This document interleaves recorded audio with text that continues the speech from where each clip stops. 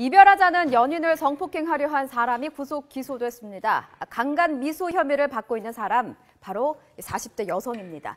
여성의 강간죄를 인정한 첫 사례인데요. 전말은 이렇습니다. 동호회에서 만난 유부남과 사랑에 빠진 이 여성. 이별 통보를 받자 한 번만 더 만나달라면서 집으로 유인을 합니다. 그리고 남성에게 수면제를 탄 음료수를 먹인 뒤에 성관계를 시도한 것이죠. 잠에서 깬 남성을 둔기로 내려치기도 했습니다. 2년 전, 그러니까 형법이 개정되기 전까지만 해도 강간죄의 피해자는 여성으로 한정이 됐었습니다. 이 사건처럼 남성이 성폭행 피해를 입었다고 할지라도 관련 법으로 처벌할 근거가 없었던 거죠. 그런데 이 법이 개정이 됐습니다. 자, 개정된 법 보시면요. 이 피해자의 범위가 남녀 이렇게 성별로 구분하지 않고 사람으로 확대가 된 겁니다. 따라서 이번 사건처럼 남성이 피해를 당하면 여성을 강간죄로 기소할 수 있게 된 것이죠. 자, 핵심은 이제 남성도 강간죄의 피해자가 될 수 있다. 또 남성끼리의 성범죄도 강간죄로 처벌할 수 있다는 것입니다. 확대된 강간죄, 그 의미 짚어드리겠습니다. 예, 이 문제를 비롯해서 북한에 부는 자본주의 바람에 이르기까지 다양한 문제 짚어보겠습니다. 자, 여러분을 위해서 해설해 주실 세 분 나와 계신데요. 부장검사 출신이시죠. 김경진 변호사, 최영희 시사평론가, 탈북작가 리밀 씨 세 분 나와 계십니다. 어서 오십시오. 안녕하세요. 안녕하십니까. 안보라니까가 좀 설명을 했는데 네. 제가 머리가 나빠서 그런지 다시 한 번만 설명해 주시겠어요? 간단하게 말씀드리죠. 간단하게. 그러니까 사귀었어요, 이제, 둘이 예전에? 사귀었습니다. 사귀었고 오케이. 이제 결별을 한 겁니다. 예. 근데 이 40대 여성이 예. 내연녀죠. 예. 마지막으로 한 번만 만나달라. 아. 그리고 자신의 집으로 유인합니다. 예. 그리고 이제 홍삼 드링크를 주는데 아하. 수면제를 이제 탔던 거죠. 예. 이걸 먹고 남성이 이제 잠이 들자 예. 그때 이제 성폭행을 시도했는데 남성이 깨어나면서 미수에 그쳤습니다. 그래서 이것이 지금 여성이 남성을 강간 시도한 첫 사례로 지금 어찌 보면 법정 다툼이 둔기로 이제 쳤다 이거죠? 둔기로 쳤다는 정황도 이제 중간에 나오고요. 김 변호사님. 네.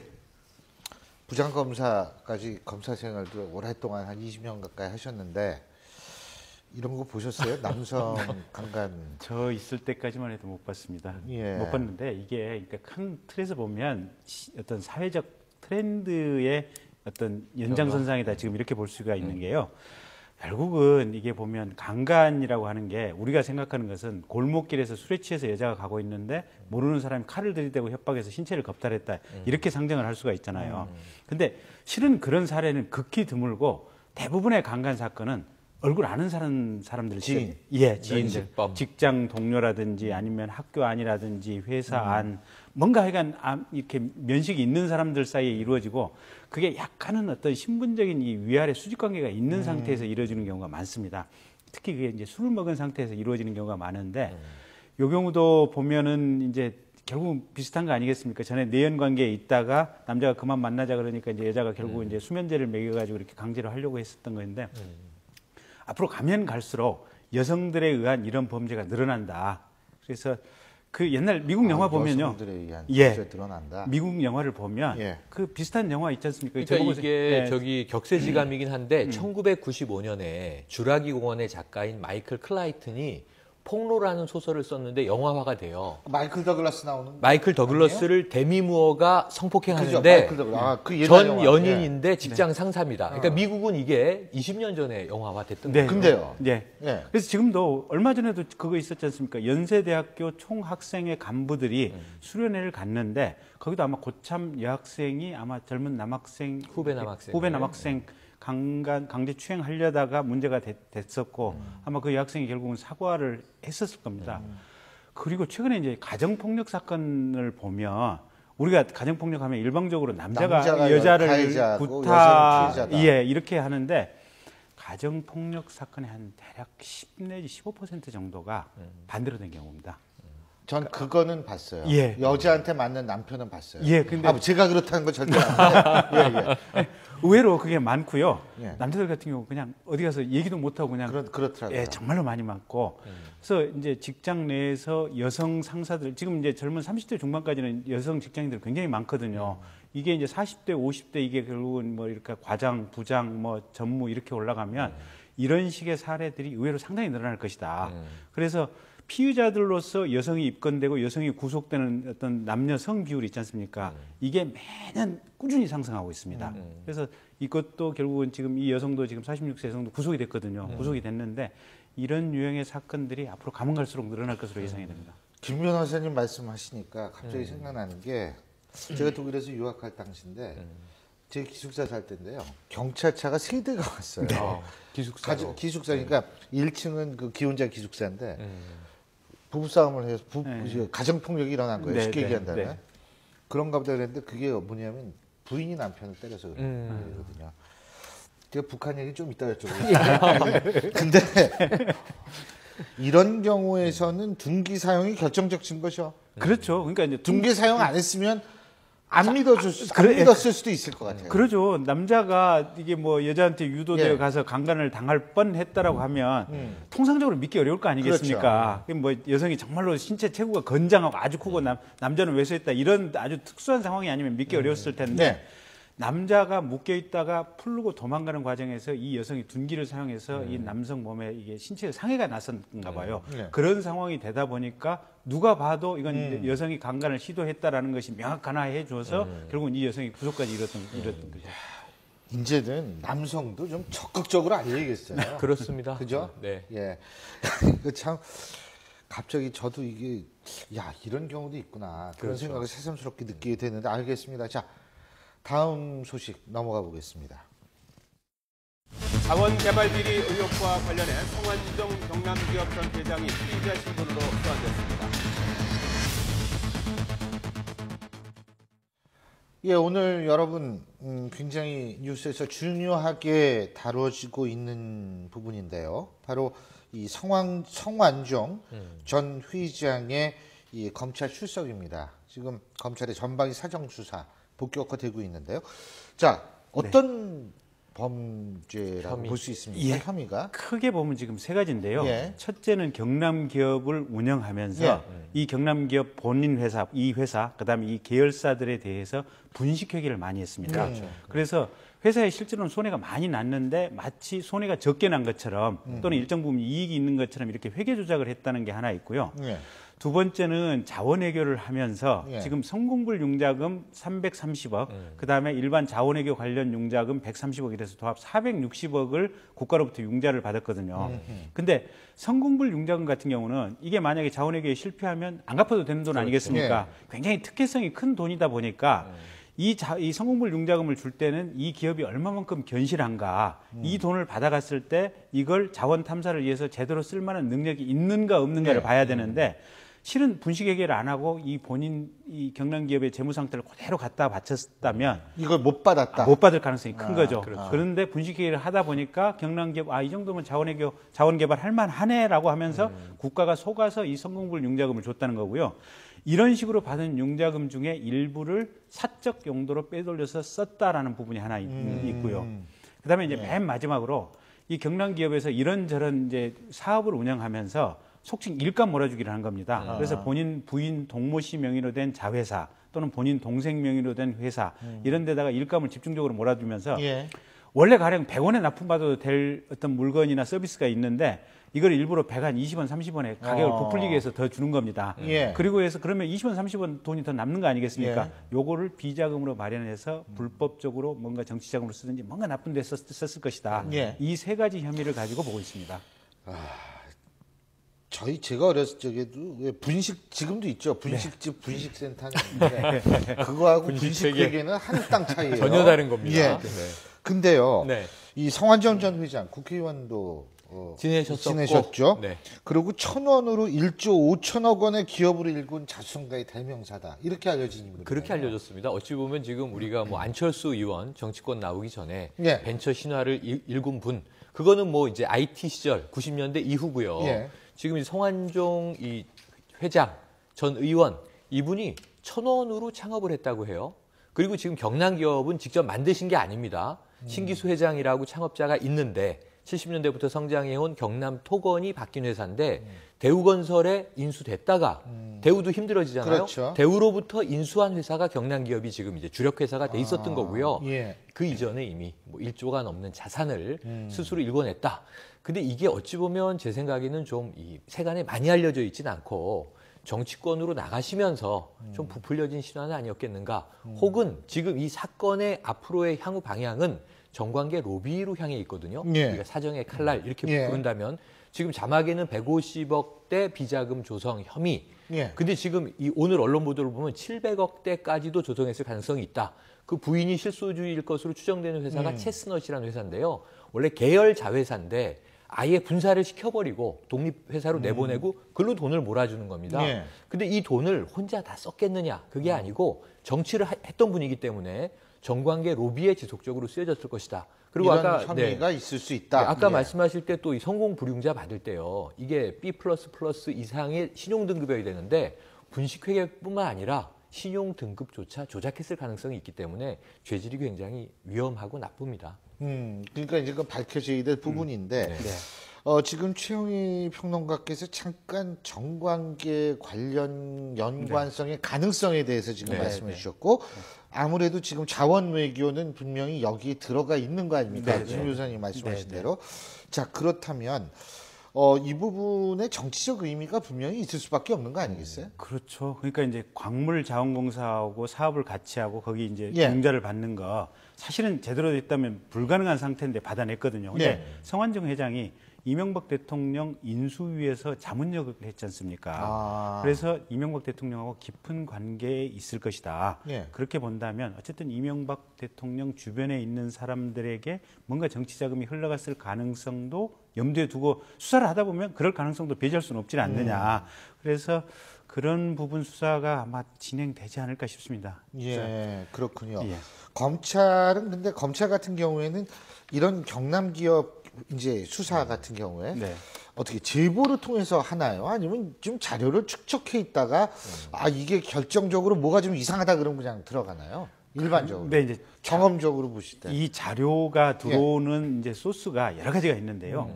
가장 좋은 소스들은 어쨌든 그 회사 내부에 있는 내부 고발자가 자료를 그대로 통으로 복사해서 가져다 주는 이런 식의 제보가 가장 좋은 제보들이고요. 예. 두 번째는 FIU라고 그 금융정보분석원이라는 게 있거든요. 예. 거기서 돈의 흐름이 좀 이상한 흐름들이 걸리는 경우 이걸 가지고 분석하는 경우가 있고요.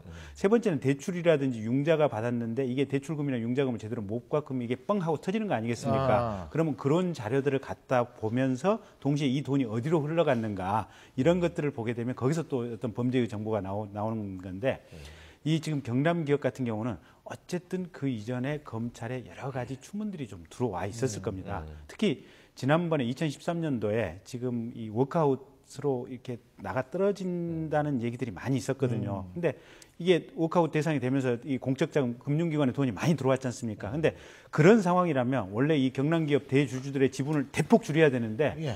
이 주주들의 이 성완종 회장이 지분을 별로 거의 안 줄이고 그대로 그냥 금융기관에서 공적자금이 다시 투입이 됐었거든요. 그러니까 그런 저런 추문이 그때 금감원이라든지 뭔가 이쪽에서 뭔가 압력이라든지 노비들이 많이 있었을 것이다. 이런 추문이 검찰에 이미 정보로서 들어와 있었던 것 같고 그 정보를 바탕으로 이번에 아마 수사를 하게 된 것 같습니다. 그렇군요. 자, 이게 지금 광범위한 정관계, 네. 이전 정권 얘기 또 나오고, 그렇죠. 이게 포스코, 경남기업 흘러갈 계속 겁니다. 이어지네요. 근데 지금 네. 중앙대학교도 이게 결국 따지고 그겁니다. 지금 이 김 변호사님이 아주 재밌는 말씀을 예. 해주셨는데요. 지금 이제 포스코가 더 먼저 압수수색이 이루어졌어요. 그렇죠. 일광공역이 갑자기 뻥 예. 터지고 이완구 총리의 전면 예. 선언이 있고 포스코가 시작돼서 지금 정동화 포스코 부회장이 소환돼야 되고요. 예. 그 이후에 이제 범죄 혐의가 드러나면 예. 이제 이 정준양 전 회장이 소환되게 돼 있는데 그거보다 지금 더 빠르게 흘러가고 있는 게 중앙대 통합건입니다. 이게 박범훈 전 이제 교육문화수석 수석, 아닙니까? 예. MB 시절에. 그런데 이제 이게 왜 지금 속도를 타고 있냐면 기업은 기업의 특성상 위에서 막으면 군대 체계처럼 일사불란하게 내부 고발자가 쉽게 나오지 않죠. 예. 특히 이제 비자금을 알고 있는 뭐 재무부서의 요직에 있는 직원이라든가. 근데 지금 중앙대는 아카데미니까 대학은 조금 느슨하고 자유롭잖아요. 중앙대 내부의 내부 고발자의 비리 제보가 본물을 이루고 있다고 해요. 그러니까 지금 증거 자료가 쌓이고 있는 거예요, 검찰에. 그러다 보니까 이제 검찰 특수부에서 속도로 봤을 때는 지금 박범훈 전 총장 교육문화수석 중앙대 통합에 대한 속도가 더 빨라질 것 같아서 이명박 전 소환이 대통령이 당겨지고. 직접 나오던데요. 근데 그 이름도 직접 나오고 또 하나는 문제가 밥같이 먹었다고? 지금 중앙대 재단이 두산그룹이지 않습니까? 예. 그러니까 이 박용성 회장 등 여러 두산에 대한 조사도 불가피하지 않겠는가 하는 이야기까지 오늘 보도에 파다하게 나오고 있어서 이것도 지금 속도전인데 지켜봐야 될 것 같습니다. 네. 뭐 계속 이게 어디까지 번질지는 모르겠어요, 진짜. 그렇죠. 근데 알 수 없죠. 근데 뭐 전 정권이든 현 정권이든 과거 뭐 조선 시대든 뭐하든 약간 비리가 있으면 계속 저는 뒤져가지고 그거를 잡아내야 된다고 봐요. 그렇죠. 정치적 의도가 있든 없든 그렇죠. 정치적 의도 때문에 그럼 의도가 있다고 오해받을까봐 그런 부정부패를 놔둬야 되느냐? 맞습니다. 그건 아니라는 생각이 듭니다. 예. 자, 다음 주제 넘어가 보겠습니다.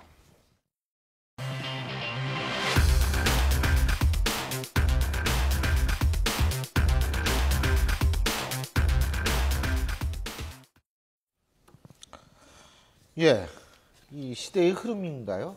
근데 김정은이 시대의 흐름은 분명히 막을 수 있을 정도의 힘은 있는 것 같습니다. 제가 볼 때 북한에요. 예. 근데 북한의 자본주의 바람이 거세게 불고 있다. 글쎄, 제가 볼 때에는 일부가 과장된 것이라고 생각할 수도 있을 것 같습니다.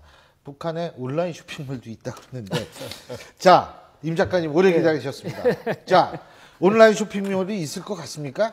있습니다. 예, 들어가 물론 저 보셨어요? 있을 때는 없었죠. 예. 제가 90년대 중반에까지 있었는데 예. 이게 뭐 최근에 와서 지금 이렇게 번성되었는데요. 있습니다. 분명히. 이제 북한 주민들이 제가 예전에도 말했지만 이건 1%의 사람들을 위한 그 생활이에요. 0.1이 아니고 이래요? 예, 1% 정도. 그러니까 평양 시간 200만 인구라고 보면은 예. 2만 명의 사람들은 이런 그 즐거운 생활을 합니다. 우리가 화면에서 보듯이요. 제가 또 가만히 생각해 보니까 이 사람들은 아마 우리 남한이 한 20년 정도 뒤처진 생활을 하는 것 같아요. 이제 뭐 온라인이 생겼다니까. 근데 정확히 그 99%의 사람들은 적어도 남한하고 한 50년 뒤에서 삽니다. 그러니까 남한이 한 60년 돼서 지금 산다는 거죠.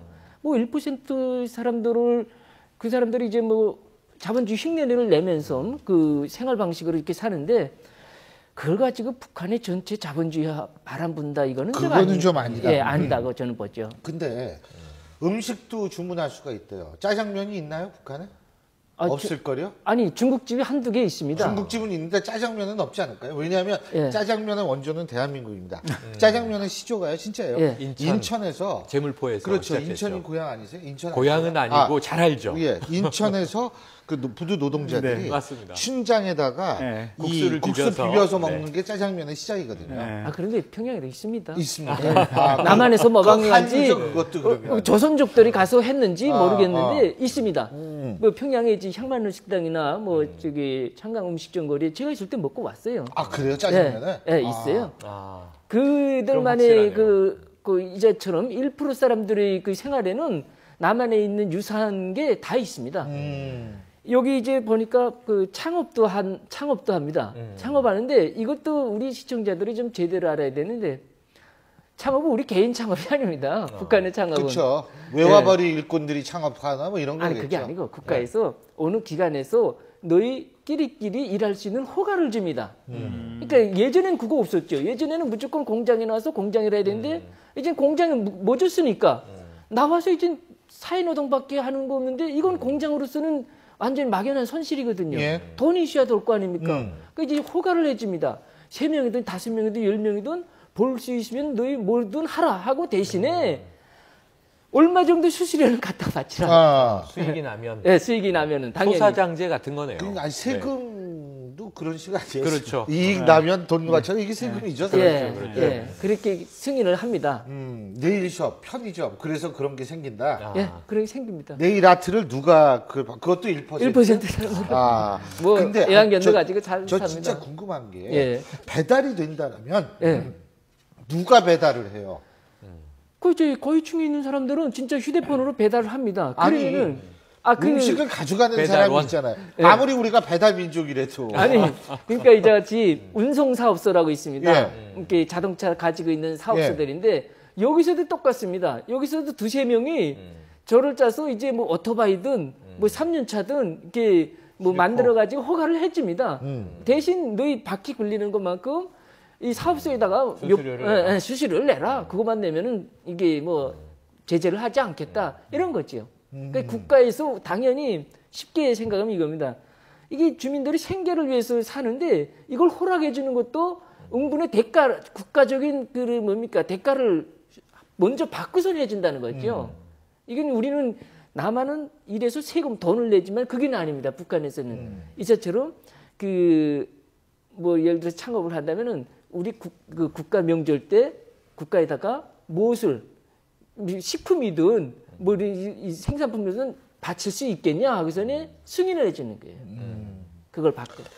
야, 근데 저는요 짜장면을 잡숫고 오셨다 그래가지고 그 부분에 있어서 굉장히 궁금한 게 거기도 짜장면이라 그래요 그러면? 자장면이라고 합니다. 근데요 우리나라에서 그걸 자작면이라고 해가지고 그러니까 대부분 방송에서 자장면이 표준말인 듯이 하다가 이게 우리나라 거거든요. 그러니까 자장면이라고 할 필요 없이 짜장면으로 하자고 해서 다시 짜장면이 됐거든요. 맞습니다. 국립국어원에서 바꿨죠. 근데 거기는 아직도 자장면이군요. 그렇군요. 근데 이게 재밌는 현상인 것이 지금 1%만 자본주의 흉내를 낸다. 이 말씀이 전 맞을 것 같고 통제할 것 같은데 재밌는 건 뭐냐면 그 1%가 누리는 호사가 결국 뭐 전체 인민들에게 분노의 대상이 되기도 하지만 이게 이중 가치를 가지고 또 선망의 대상이 되거든요. 제 어릴 때 기억에 70년대 말에 모스크바가 철의 장막일 때 코카콜라 입간판이 세워지고 나서 20년 후에 붕괴되지 않습니까? 그 이제 소비에트 연방 체제가. 그럼 북한도 지금부터 10년, 20년 후에는 자본주의 흉내가 대중들의 선망을 일으키면서 저는 이런 체제는 통제 체제는 내파할 것이다. 이런 생각이 듭니다. 뭐 가능하겠죠. 뭐 얼마든지 가능한 얘기인데 문제는 아직까지 1% 그게 어떤 방향으로 튈지는 몰라요. 그렇죠. 왜냐하면 상대적 박탈감이란 좌절감, 그 좌절감이 다른 방향으로 분노의 표출로 갈 수도 있는 거고 아니면 야 나도 저렇게 잘 살아봐야겠다라고 해서 열심히 장마당에서 장사할 수도 있는 거고 어떻게 보세요? 근데 그 시청자분들이 좀 잘 알아야 될 건 뭐냐면은 그 1%의 사람일수록 모험하는 더 세게 하냐면은 종신교육, 사상교육, 학습, 강연, 김일성 이런 교육은 더 세게 합니다. 그러니까 쉽게 말하면 이겁니다. 주민들이 이게 옷 입고 밥 먹는 거는 이거 신체를 살기 위해서, 몸이 살기 위해서 옷 가리고 밥 먹는 겁니다.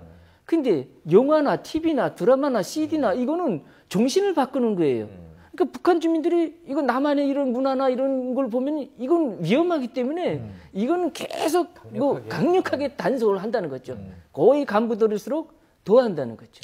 일반 주민들은 더 말할 것도 없고.